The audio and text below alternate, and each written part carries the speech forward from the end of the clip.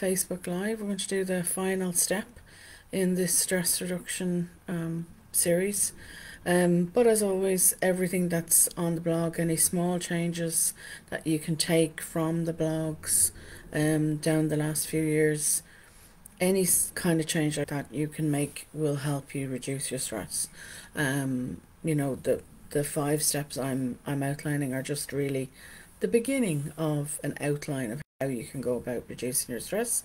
But as always, anything, as I said, anything on the videos I've talked about, you know, about self-care, are all about stress reduction. Anything at all you can do, small manageable steps. So let's get into this for this week. So step 5 is all about clearing the decks, and we did talk about your types, you know, your type of stress, the symptoms, the manageable steps, small manageable steps you could make immediately. Then we talked about the way we think and we behave.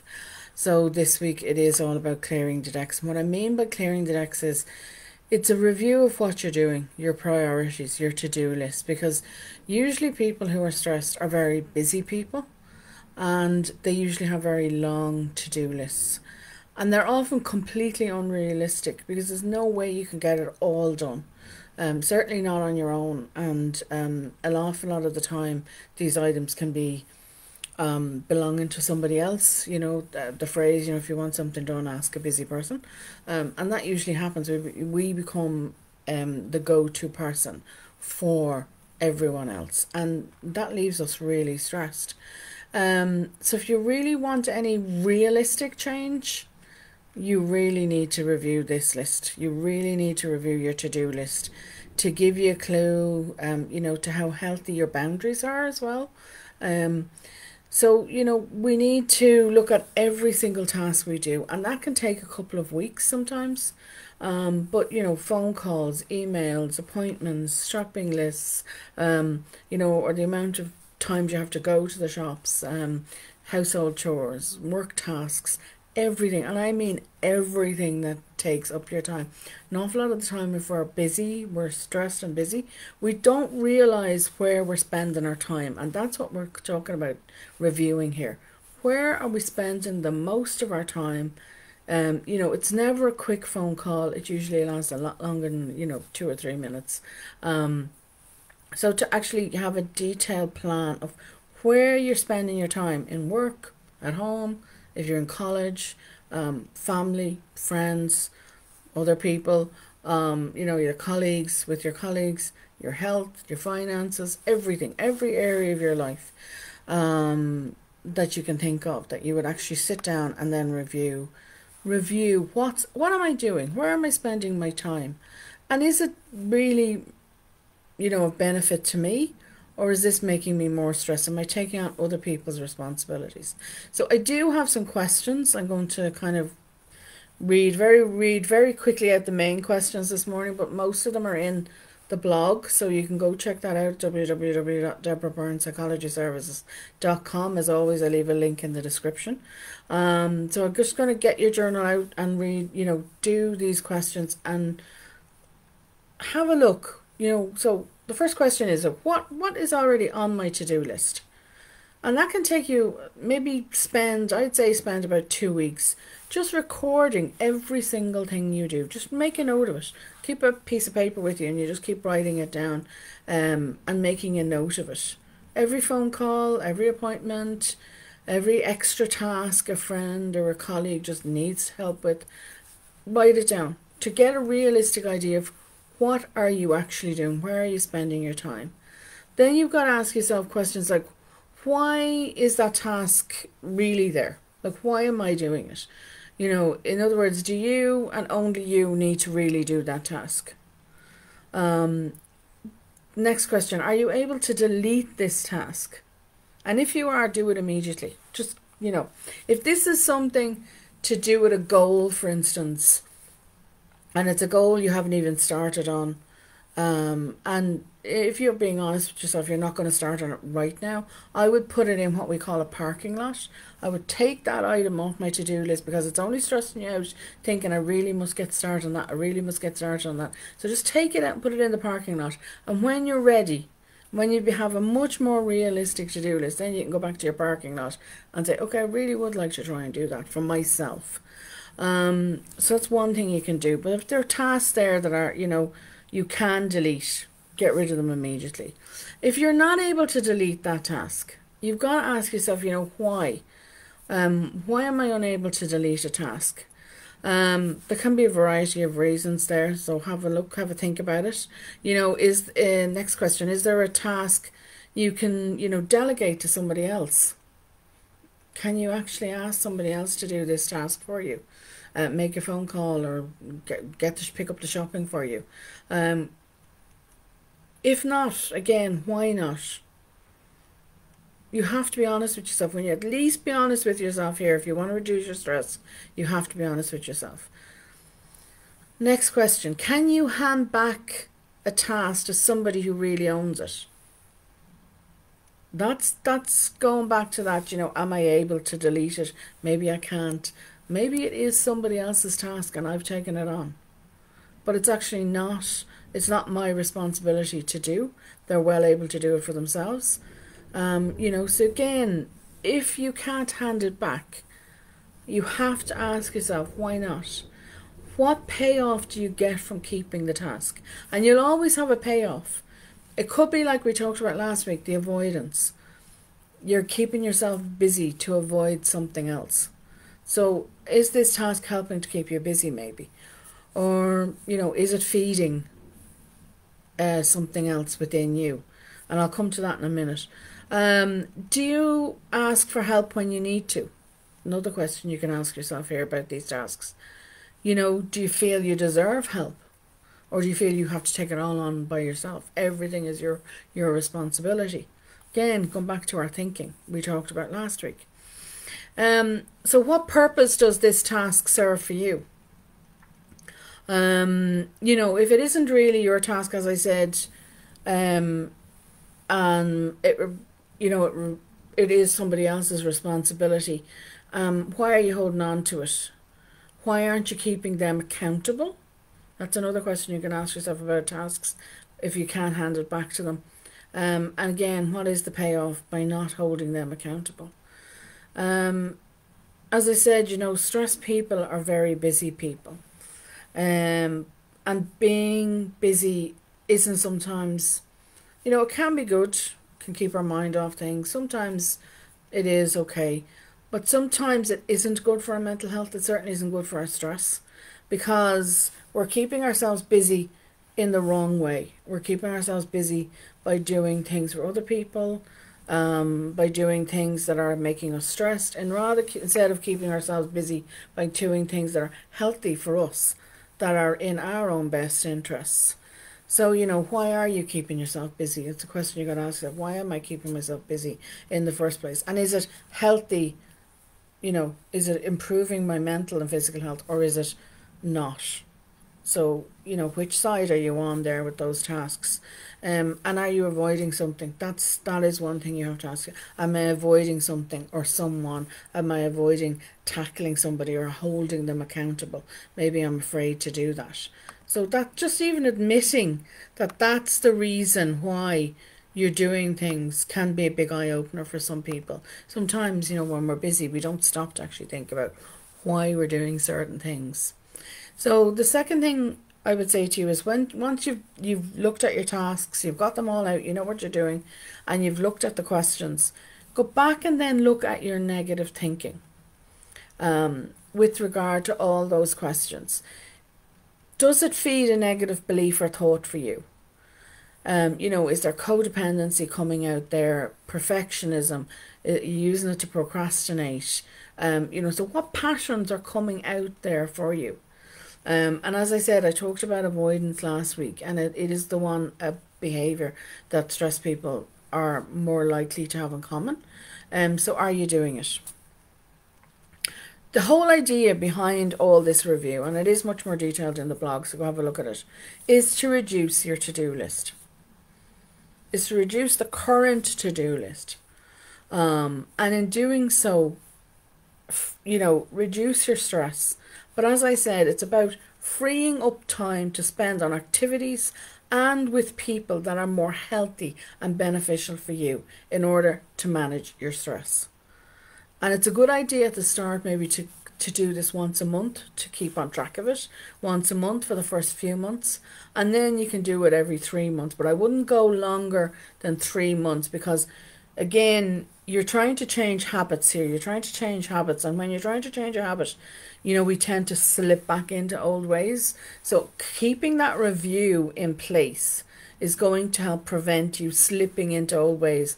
Once you start getting rid of things off your to-do list, and you start taking on board healthier lifestyle changes that you want to do instead, and be around more positive people, and have a good solid support system, then I would suggest, you know, that you watch. It'll help with the relapse, and I'll talk about relapses at the end. But it does help doing that review once a month at the start, and at least every 3 months after that. You know, will help keep you on track, in other words, and keep the stress more manageable. A word about saying no. This is really hard, and I've done a whole video on this, on how to help yourself say no. But you know, when we can't reduce, and a lot of the times when we say, you know, I can't hand back the task, I can't hold people accountable, it is about our inability to say no, and it is a hard thing to do. But at least at the start, when you're, you know, start by saying no to more commitments. So you already have that current to-do list that you're reviewing. Just start by saying, no, I can't do that right now, I'm really busy. Just even saying no to more things, adding more things to your list. You know, it just establishes that you want to commit to a better future for yourself. You probably have become the go-to person for everyone else, and that can be really hard for them as much as you when you start to say no. But, you know, if you can't say no, you have to at least, again, be honest with yourself and explain to yourself, why not? Why can't I say no? What am I getting out of it? An awful lot of the time, this might revolve around guilt. It could be something from childhood in terms of bringing up guilt, people pleasing, perfectionism, codependency are all classics we look for there. Again though, go back and look at the patterns and the traps, because if it's a negative pattern, it's keeping you trapped. It's keeping you trapped in that stress. It's keeping you trapped in that your current lifestyle. You know, it's time now to stop that guilt. It's time now to stop the people pleasing, the perfectionism and the codependency in order to get better. And that's hard, and as I said, there is a whole video there that you can actually have a look at. But if you don't stop that, you're going to end up with burnout. You're going to end up making yourself more sick. And those same people that you can't say no to, believe me, they will have somebody else very quickly that will be their new go-to person. So, you know, it is down to you, again, saying no to them. And yes, it is fearful. I know that it is fearful. So it is a case of, you know, feel the fear and kind of take that leap of faith and do it anyway. But we do have to do it. So have a think about that. There is a link through the original blog to the, you know, how to say no, and go and have a look at it. It's in the description below. So number 3 then would be, you know, good time management. And that's what's going to be about in the future. When you get that good, you know, the new to-do list, you want to add in things that are more healthy for you. You're adding in a better support system. We want to reduce the stress by using good time management. So good time management includes not overcommitting yourself, prioritizing your weekly and daily tasks, breaking down any projects or goals you have into smaller actionable steps so you don't become overwhelmed and stressed by it. And then delegating and deleting and asking for help where appropriate. That's good time management, and that's what we need to be doing. So just very quickly go into I have there's a lot of detail in the blog about breaking projects down to small steps using SMART goals and things like that. But very quickly, we have goals, we have projects that we have to do for work. Maybe project at home, maybe a project can be painting, a room in your home, whatever it is. But it can get overwhelming because there's so much to do. Breaking it down into a step-by-step plan is really the way to go. It also means then that we can really focus in on what really needs to be done, and breaking it down into monthly or weekly or daily tasks. And that's what we need to get it down to, from a monthly through weekly to a daily task. That is where you want to get. And then focus on that one step each day that you can take to make it more manageable. That way you're not as stressed, that way you're not as overwhelmed by it. And as I said, don't forget, the key here is delegating as needed, asking for help as needed, and don't be afraid to do that. You're entitled to help. So one way we talk about is to use SMART goals, and SMART goals just means specific, measurable, achievable, relevant, and time bound. Now in the blog I go into detail there. I give you a lot of questions you can use for each one of those, the S, M, A, or T. I go into a lot of detail there. Go and have a look at it. They might help you break those projects down into more relevant and manageable daily tasks and prioritizing them. And then once you have that, what you want to do, don't take on any more than 3 tasks a day. There should be 3 top tasks a day. That's it. Preferably, if we could, we would have 1 for work, 1 for home, 1 for ourselves. Not always realistic, but that would be the ideal. But in order to keep that new to-do list manageable, then it should only be 3 top tasks that you need to get done today. I have to get these done today. Everything else is a bonus. So make sure that you are prioritizing those tasks. It'll help you feel less pressured because you're ticking them off. You're getting them done. Make sure they're realistic. If you've gone through the SMART goals and all those questions to do with that, then they should be. And then the other thing to do there is, if anything comes off your list, or you decide I'm deleting this, then make sure you're making a not to do list. And I've talked about not to do lists before. Not to do lists are things we are telling ourselves we're not going to ever do again. So I'm not going to take on somebody else's responsibility. Name the person. Whatever the responsibility is, it's not my responsibility, not my problem. It's theirs. I put it on my not to do list. I'm never doing it again.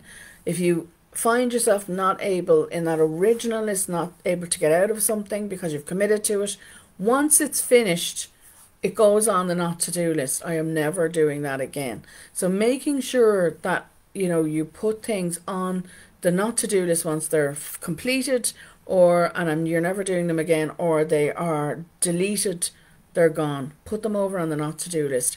Keep it. It's a running list that we keep that reminds us, okay, I've done that before. I'm not making that mistake again. I'm not going back there. That's the kind of list it is. Again, there's a link in the original blog as to how to go into more detail on that one, if you want to try it out. Very quickly now, I want to talk about overcommitting, because I did say good time management is about not overcommitting ourselves. And as I said, stressed people are busy people, and we tend to overcommit ourselves.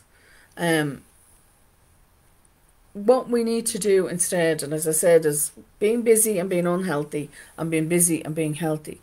So scheduling time off for yourself and for your positive supporters is the first thing you should do in your planner each week. I don't know if you're a paper and pen person like me. I love my paper and pen, my notebooks, or you do it online. But the first thing you schedule in each week, or if you do it on a monthly basis, then it is about you taking time off to do healthy activities to reduce your stress. We've talked about some of them in week 2 of this series, part 2 of this series, but you're going to be building on those. This is what you schedule in time for you and for family, friends, but only if they're positive. Don't overschedule yourself back to back either.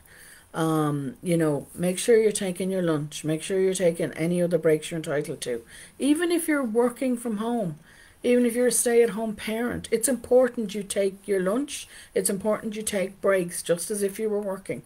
And also leave time between tasks. Even 5 minutes between tasks to switch. Your brain needs that 5 minutes to switch over between different tasks. So give yourself that. The other thing I'd say to yourself is overestimate how much time it's going to take you rather than underestimate it. We always underestimate. So if you think something's going to take you 20 minutes, add another 10 and say 30 minutes onto that. Remember, keep it simple. If you get confused, do a brain dump. Bring it back to keeping it simple. Delete or delegate or ask for help. Bring it back to where you need to focus on. What do I need to focus on? What do I really need to get done?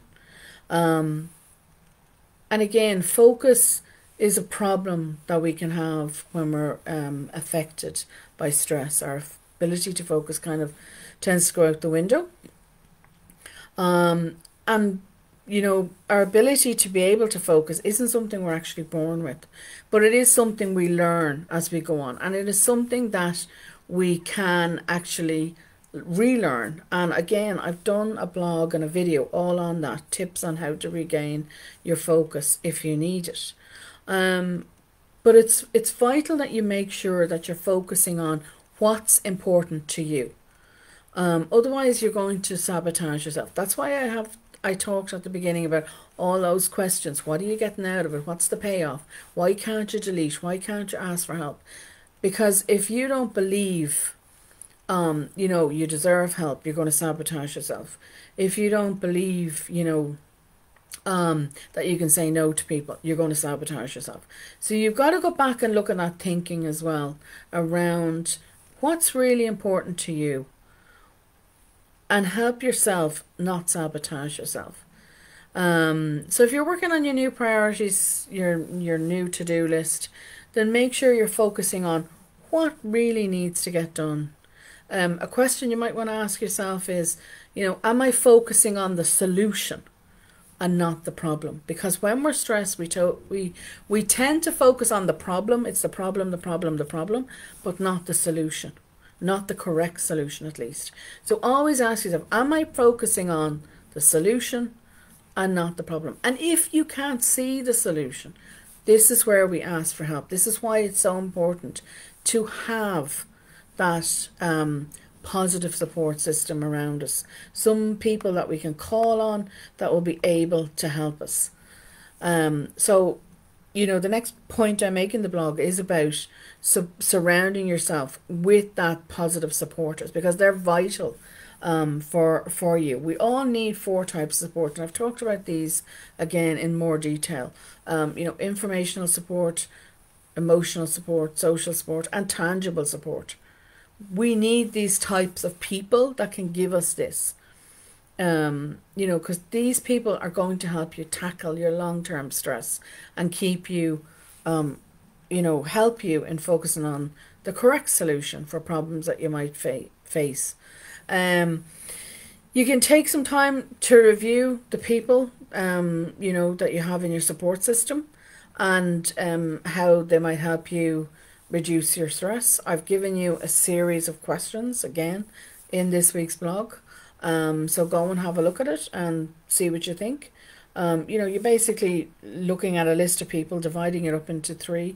The individuals, groups, communities that are actually in my life currently, and how they support you under those categories of information, emotional, social, and tangible supports. And if they don't, you know, why are they in your life? Why are they there? What need are they fulfilling for you? So have a look at them and see. You know, part of clearing the decks is going to be deleting or minimizing contact with negative people, because negative people, they'll bring you down. They'll suck the life out of you. It's always about their needs, never about yours. And this only adds to your, you know, your stress. So while you're doing that review of all the people in your life, as I said, and getting that structure of those positive supporters in your life, you know, review the people. Are they negative? Like, who are they? Your time is very, very precious. It's a very precious commodity to give to somebody. And it really should only be spent with those that do support you as much as you support them. So be very, very careful. Again, get the journal out and look at the reasons why negative people are actually in your life. And I do, again, give more questions. I give you questions on how, the positive supporters, and I give you questions on the negative people and why are they in your life. Like, about eliminating them. Can you minimize contact with them? There's a lots of questions around there. But you need to be honest with yourself. That's the point in all of this, is clearing the decks. We need to be honest with ourselves. In all areas of our life that we have stress, what can we do to eliminate things or people that we're not setting healthy boundaries with. So have a look at it. Have a look at why am I here? Why am I doing this? Why am I investing my time, which is very precious? Why am I getting so stressed being around these people or doing these tasks? And make sure you're setting your healthy boundaries, because that is basically at the heart of it what it's about. It is about setting healthy boundaries and investing in healthy relationships for yourself. Last but not least, and I know I've gone on for quite a time this morning. It is a long blog, and it was a long series to write, and it is only the tip of the iceberg, I have to say that. But as I said when we were talking this morning already, was we need to stay on top of the stress. Once we do everything we need to do and we get the ball rolling, and it will be baby steps, progress, not perfection here. It is about moving things along very slowly. There will be setbacks. We have to remember that. It's not a race. We don't have to, race to the finish line and make all the big changes quickly. That's disastrous. If you try to make too many big changes at once, it's going to be a disaster. Slow and steady will win the race here. It's very common to have setbacks, and I talk about it in the blog again. So this is why I suggest the weekly reviews and taking things slowly. Planning ahead, plan for the setbacks. It's very important that we do that. It's very important they will happen. So ask yourself, if I do have a setback, what can I learn from it? How can I tackle the situation in the future a little bit better? What would be a better actionable step to take in that situation instead? And then praise yourself. It's very important that even though you say, okay, I had a setback, you're learning. You want to shift your mindset here. If you have a setback, it's all about learning, not failure. So we want to shift our mindset around this whole idea of failure and, setbacks. Relapses is another word you might hear. But, how can you tackle it differently? You want to learn from it and then celebrate. You've come so far anyway. It's just a glitch. Because if you don't celebrate it, you're not going to pick yourself up as quickly and get on with it. And that's what it's about. It's about getting back out there and continuing on, even though we might have a setback. It's only something small. As I've said before, there are lots of blogs up in my on my website. If you just go into my website and you go to the search bar, you just put in stress and you'll find a whole load. Put in self-care, you'll find a whole load of blogs. All of them will help you reduce your stress. If you come over to my mum's group, you can get nearly 2 years worth of free training up there on different topics, all aimed at reducing stress. Again, the links are in the description below.